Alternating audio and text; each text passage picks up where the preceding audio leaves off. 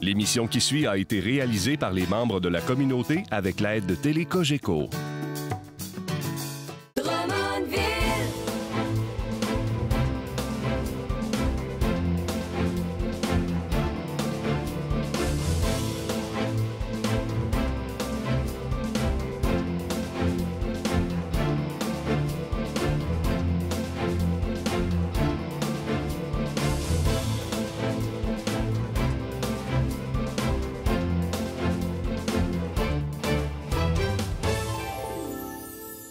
Madame, Monsieur, bonjour et bienvenue à votre émission pour Drummondville. Merci d'être fidèle à cette émission sur l'actualité municipale de Drummondville. Aujourd'hui, vous le voyez, on n'est pas dans notre décor habituel. On se retrouve chez Récupération Centre du Québec, là où on trouve entre autres l'Écocentre, pour une émission toute spéciale consacrée aux consultations publiques sur l'élimination des déchets ultimes qui se tiennent cette semaine. On aura donc l'occasion, avec nos différents invités, de parler de ces consultations, de connaître un peu plus également Récupération Centre du Québec, puisque nous parlerons avec Daniel Lemay, son directeur général. Nous rencontrons également Andréanne Lafont de l'Université de Sherbrooke, qui a participé à une étude sur la gestion des déchets ultimes à Drummondville. Et finalement, et dans un premier temps, M. Pierre Levasseur, qui est président de cette commission. Mais avant de rencontrer mes invités, je voudrais prendre quelques instants pour dire un beau bravo à toute l'équipe du Centre communautaire récréatif Saint-Jean-Baptiste qui célèbre et qui a célébré précisément le 7 avril dernier son 50e anniversaire de fondation. C'est impressionnant, c'est quelque chose pour un centre communautaire d'atteindre ce plateau.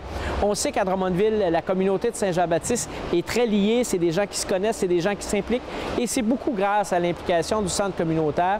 J'ai eu le plaisir de participer le 7 avril dernier donc à cette soirée d'hommage à 9 bâtisseurs, 9 personnes, hommes et femmes qui se sont impliqués d'une façon toute spéciale dans le développement du centre, dans les différents projets que le centre a connus au cours des 50 dernières années. Je tiens à les féliciter et évidemment, je donnerai un coup de chapeau tout particulier à mon collègue du conseil, Alain Martel, qui a été à la barre du centre, qui a été là pendant 35 ans, directeur général de 1977 à 2010. Alors, félicitations à mon collègue Alain et bravo à toute l'équipe du centre. Dans quelques instants, donc, je rencontre M. Pierre Levasseur.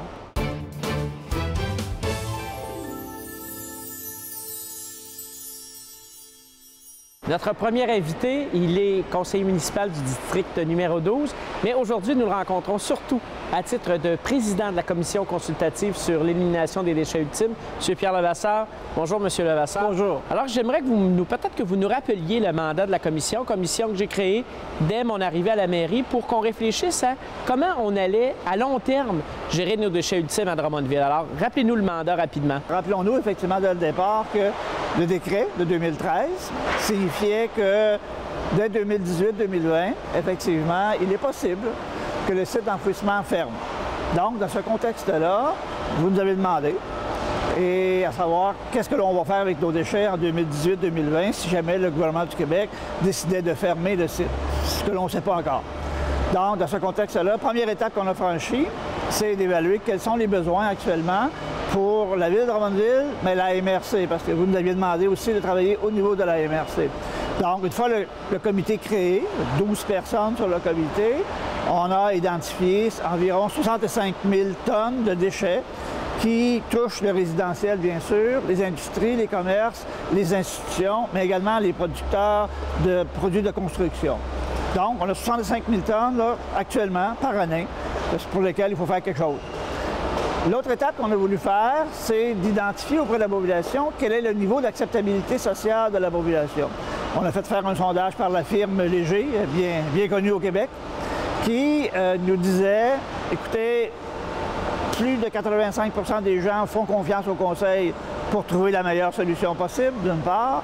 D'autre part, c'est sûr que les gens veulent la solution la plus environnementale possible. Les gens souhaitent que nous traitions nous-mêmes nos déchets. C'est les déchets qui sont ici qu'on les traite nous-mêmes. Et qu'effectivement, si ça coûte un peu plus cher, le tiers des gens qui disent qu'on est prêt à payer un petit peu plus cher. Une fois qu'on a fait ça, on a fait par la suite, avec l'Université de Sherbrooke, l'inventaire des solutions. Donc, il y a différentes solutions qui sont sur la table, sur lesquelles on travaille présentement. Et l'étape où on est rendu, actuellement, au moment où on se parle, c'est la consultation publique. Parce qu'effectivement, je pense qu'il y a un mot important dans tout ce que vous avez dit, c'est le mot solution. Le Conseil a voulu se placer en mode solution, mettre un peu derrière nous les discussions du passé et se dire, bien, à partir de maintenant, on fait quoi si ce site-là ferme? Parce que souhaiter qu'il ferme, c'est une chose, mais on fait quoi? On ne peut pas garder les déchets dans notre cour, on ne peut pas mettre ça dans notre cabanon. Il faut trouver des solutions. Il y a des solutions potentielles et là, donc, on est rendu à consulter la population. Ces consultations-là se tiennent cette semaine. Pouvez-vous nous expliquer un peu, là, donc on parle de jeudi et samedi, 16 et 18 avril, peut-être nous parler de l'horaire, de l'organisation générale et ensuite, bien, on verra comment on fait si on veut y participer. Okay. Donc, jeudi, de 7h ou 19h le soir jusqu'à 21h30, la firme Grivert, c'est une firme montréalaise que nous avons embauchée parce que depuis le début, on a voulu un processus transparent, un processus objectif aussi. Donc, vous venez de le mentionner, on a 65 000 tonnes de déchets. La question, c'est qu'est-ce qu'on fait avec dans 5 ans, exemple. Donc, la firme Grivert nous a amenés à faire la consultation jeudi qui vient, effectivement, de 19h à 21h30. Ça se tiendra au club de golf Hériot, d'une part. Dans le secteur Saint-Nicéphore. Tout à fait. Samedi, c'est au Centre Expo et ça se tiendra de 9h le matin jusqu'à 11h30 autour de ça. C'est la firme Grivert qui va effectivement faire l'animation. Et quand vous mentionnez les heures, est-ce qu'on parle d'une plage horaire? On se présente quand on veut, on est là dès le début. Il faut être là dès le début. Parce qu'au départ, ce que la firme veut faire, c'est d'y aller en 3 étapes. C'est-à-dire comprendre la situation, échanger sur la situation et orienter la commission consultative. Ce sont les 3 étapes qui seront franchies. Donc, dès le départ, on souhaite que les gens arrivent un petit 15 minutes avant, si c'était possible. Dès le départ, les gens, on va les informer sur la situation. Quelles sont les solutions sur la table? Quels sont les aspects légaux, juridiques qui encadrent tout ça? Et quels sont les objectifs que l'on poursuit? C'est ce que l'on va donner, grosso modo. Ensuite, les gens sont appelés à échanger. On va leur poser différentes questions pour voir, effectivement, est-ce que les gens pensent qu'on devrait réglementer?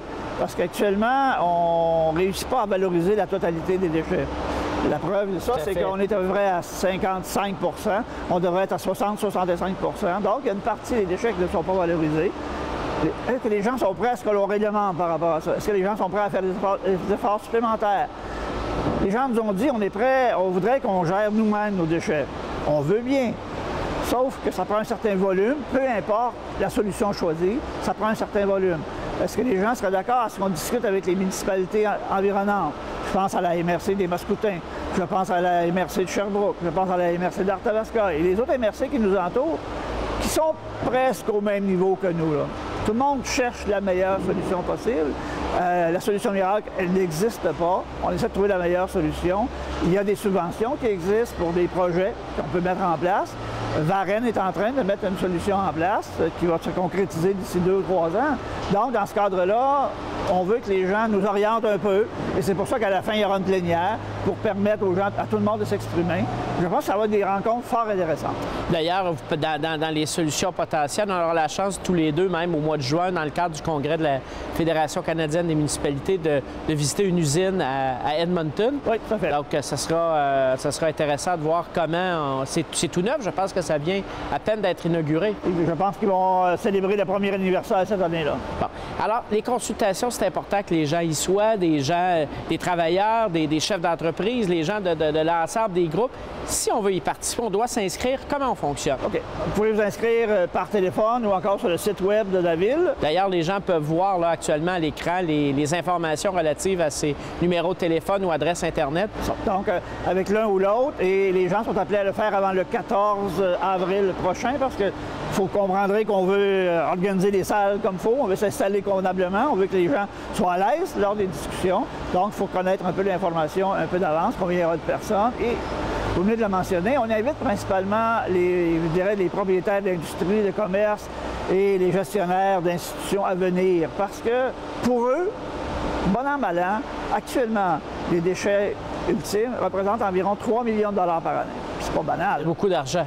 Et dépendamment des solutions qui seront choisies, ça peut leur coûter 3 millions, ça peut leur coûter moins, ça peut leur coûter 9 à 10 millions aussi. parce qu'eux, ils vont continuer à avoir des déchets également. Donc, c'est important qu'ils viennent assister à ces rencontres-là pour voir nous influencer, je vous dirais, dans la prise de décision éventuelle. On compte beaucoup, effectivement, sur la participation de la population. Tout à fait. Parce qu'il n'y a pas de scénario écrit d'avance pour la commission. Il n'y a pas d'orientation claire. On veut vraiment entendre les gens, se faire la meilleure idée pour être, vous l'avez dit, on se préoccupe de l'environnement et on se préoccupe beaucoup de la volonté de nos citoyens. Écoutez, j'invite les gens, vous les invitez aussi à se rendre en grand nombre et puis on vous encourage à continuer votre excellent travail avec la commission. Merci, M. Levasseur. Merci. Je dirais un peu moins cet hiver, compte tenu qu'il était passablement plein. Mais l'été, c'est chose courante, là. Oui, je l'ai fait, puis il était temps qu'il repasse parce qu'il était plein rendu au mois de mars, là. À la première collecte, j'étais bien heureux qu'il passe. Non, je l'ai pris jusqu'à fin novembre, puis là, je t'avais de le sortir. Oui, je l'ai utilisé, mais c'est sûr que je l'utilise moins l'hiver que l'été. Oui, mais à un moment donné, c'est comme ramassé un petit peu plein, fait qu'on a arrêté de l'utiliser. Non, cet hiver, je ne l'ai pas utilisé, mais tout de suite, lorsque ça a été remis en place, je l'ai ressorti tout de suite et c'est commencé. Oui, je l'ai utilisé tout l'hiver. J'étais allée chercher les sacs bruns qu'on donnait, puis j'ai tout mis mon compostage là-dedans. Mais là, quand ils ont passé, c'était le temps parce qu'il était plein. Vrai ou faux? À partir de la semaine du 26 avril, la collecte du bac brun sera effectuée sur une base hebdomadaire.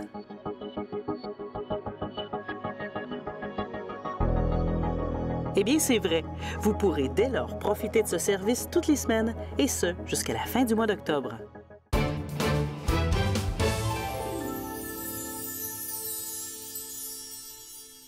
M. Levasseur l'a mentionné il y a quelques instants.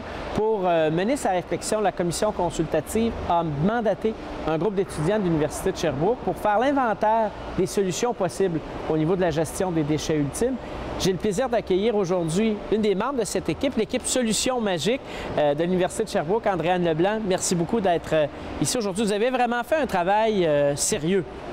Bien, merci beaucoup, je l'espère. Et c'est un travail, je vous dirais, pour en avoir pris connaissance, évidemment, là, de la première à la dernière page, on voit tout le sérieux que vous avez mis dans cette analyse des solutions possibles. Vous étiez une équipe de combien d'étudiants pour travailler là-dessus?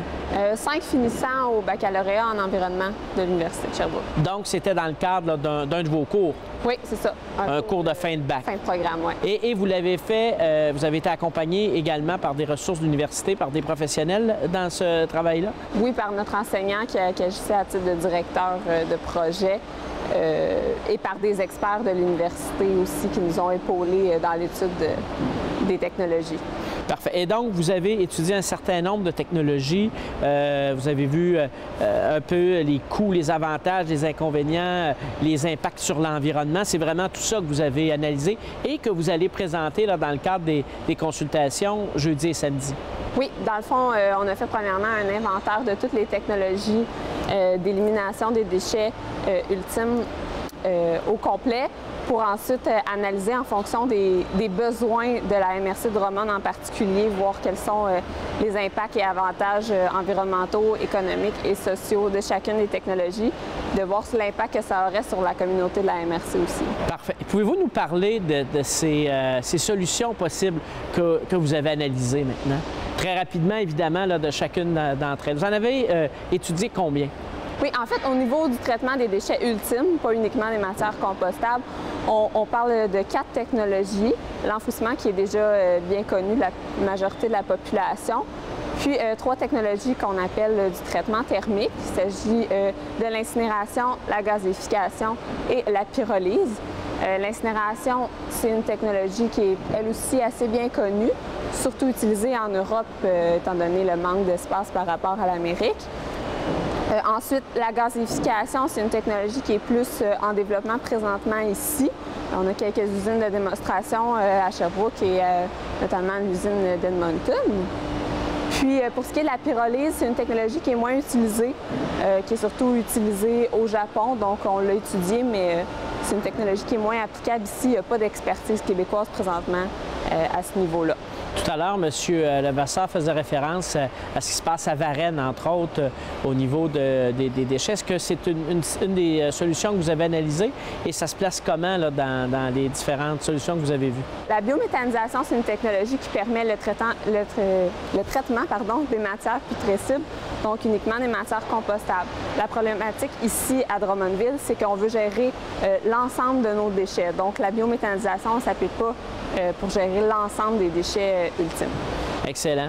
Et dans ce que vous allez présenter à la population, là, vous allez évidemment peut-être répondre à des questions, aussi démystifier chacune des possibilités, parce que pour les gens, là, ça peut être assez loin de nos connaissances et des technologies qu'on connaît comme vous pouvez les connaître. Là.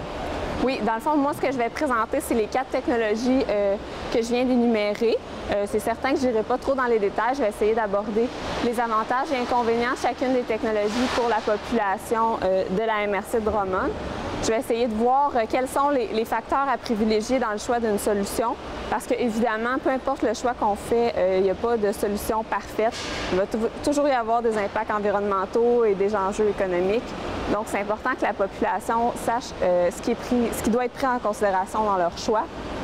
Donc, il y a beaucoup de choses qui vont être abordées à cette consultation. Entre autres, bon, vous avez parlé des impacts environnementaux. Il y a certainement la question des coûts qui va être présentée. Est-ce que vous allez aussi parler des volumes nécessaires? Parce que M. Levasseur faisait référence tout à l'heure au fait qu'il y a dans certaines technologies le fait qu'on doive se regrouper, qu'on ne peut pas faire ça chacun dans notre cours.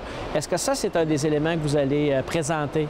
Effectivement, c'est un élément, je dirais, capital dans le choix d'une solution parce que avec l'étude qu'on a faite, on a constaté qu'il n'y a aucune technologie d'élimination des déchets qui permet de traiter un volume aussi faible que celui qu'on a dans la MRC de Drummond. Ce qui veut dire qu'on n'a pas le choix de se rallier avec d'autres MRC afin d'atteindre un volume qui va être traité selon chacune des technologies ou d'envoyer nos déchets ailleurs.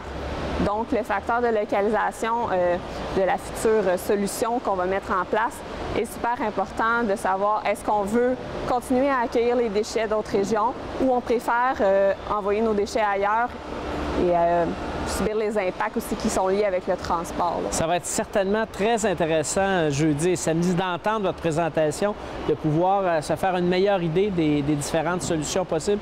Une dernière question en terminant un peu en dehors de tout ça. J'imagine que comme étudiante, quand on arrive en fin de programme et qu'on a la chance de travailler sur une situation qui est très réelle comme celle-là, parce que c'est important, vous l'avez sûrement compris que c'est important pour nous dans la MRC de Drummond, cette réflexion-là. Ça doit bien conclure un programme et vous permettre, là, si on veut, d'avoir touché à la pratique. Ah oui, tout à fait. C'est un projet qui était très motivant. C'est un super beau défi à relier et c'est certain que c'est une problématique qui est vécue par la MRC ici, mais qui va être vécue par beaucoup d'autres aussi.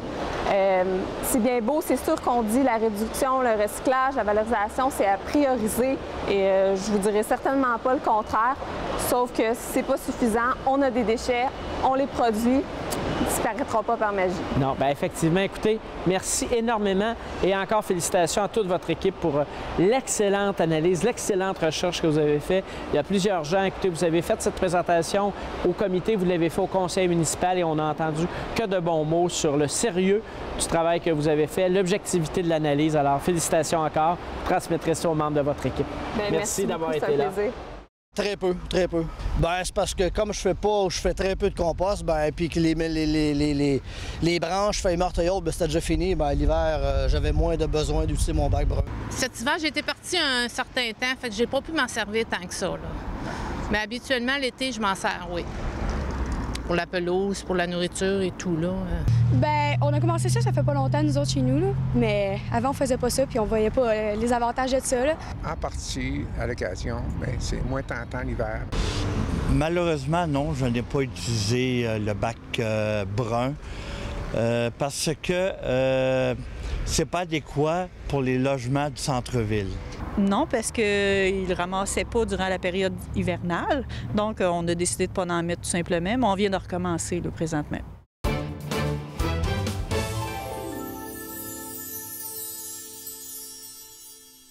On le mentionnait en introduction, il a la gentillesse de nous accueillir chez lui. M. Daniel Lemay, qui est directeur général de Récupération au Centre du Québec. Bonjour. D'abord, merci de nous accueillir chez vous. Ça me fait plaisir. Aujourd'hui pour l'émission.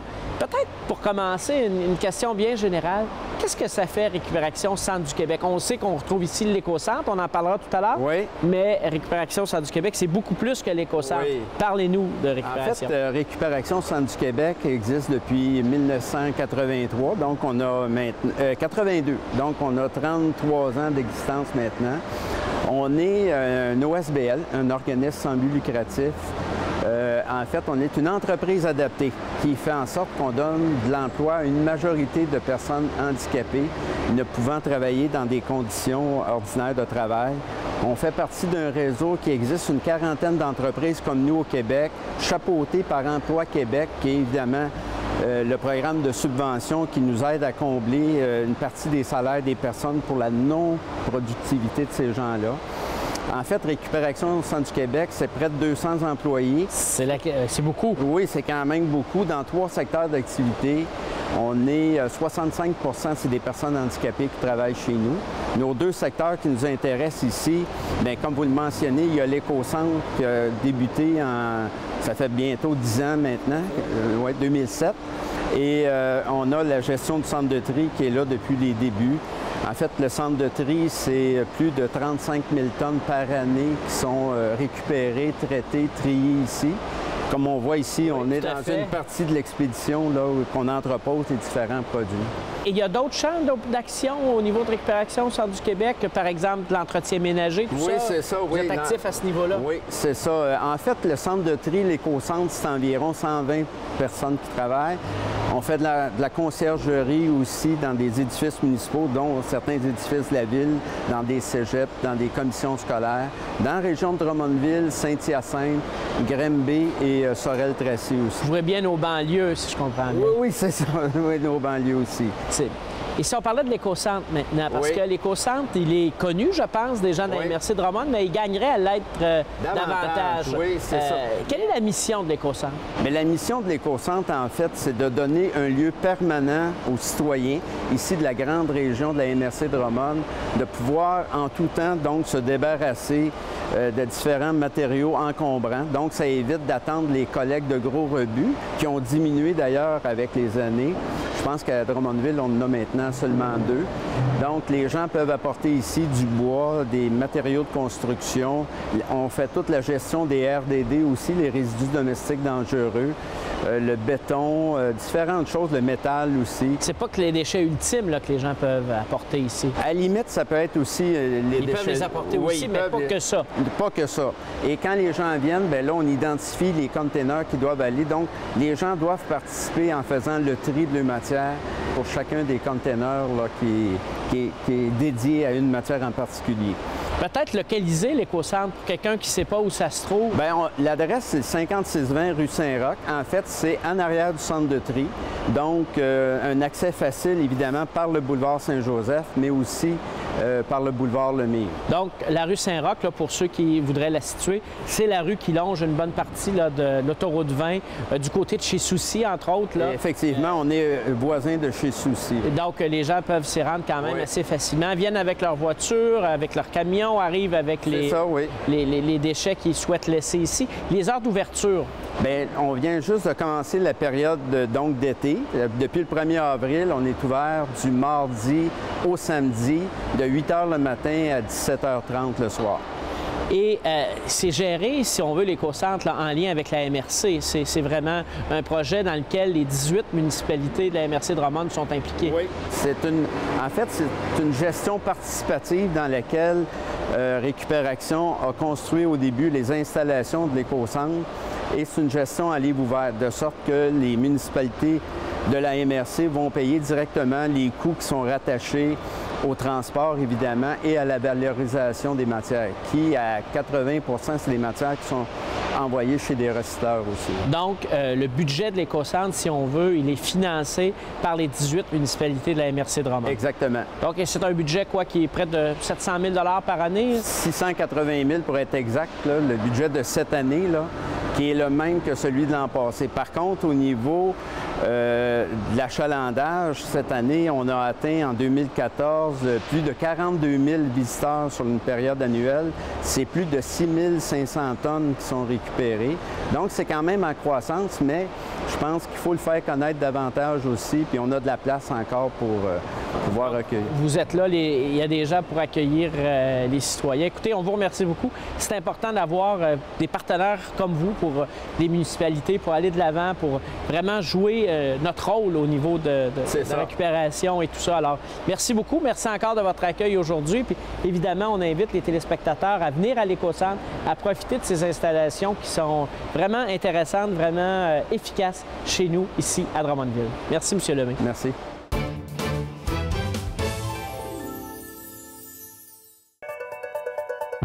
Saviez-vous qu'il est interdit d'utiliser les sacs de plastique dans le bac brun? Qu'ils soient compostables ou biodégradables, ils ne se décomposent pas tous de la même façon, ni au même rythme. Ces sacs peuvent laisser de petites particules de plastique non dégradées dans le compost et le rendre impur à l'utilisation. En utilisant les sacs de papier ou du papier journal, vous vous assurez de créer un compost parfait.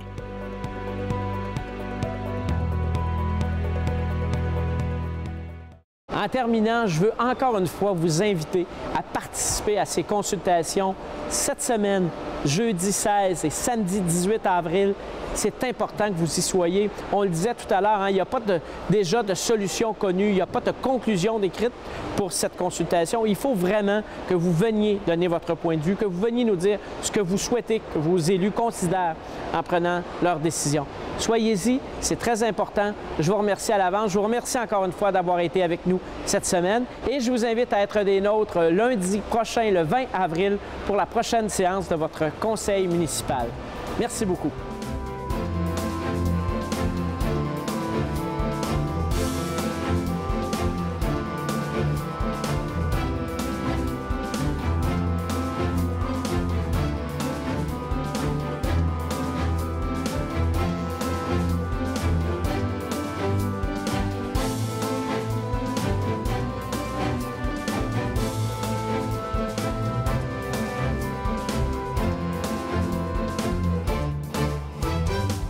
Drummondville, capitale du développement. Télé Cogeco, un service exclusif aux clients de Cogeco.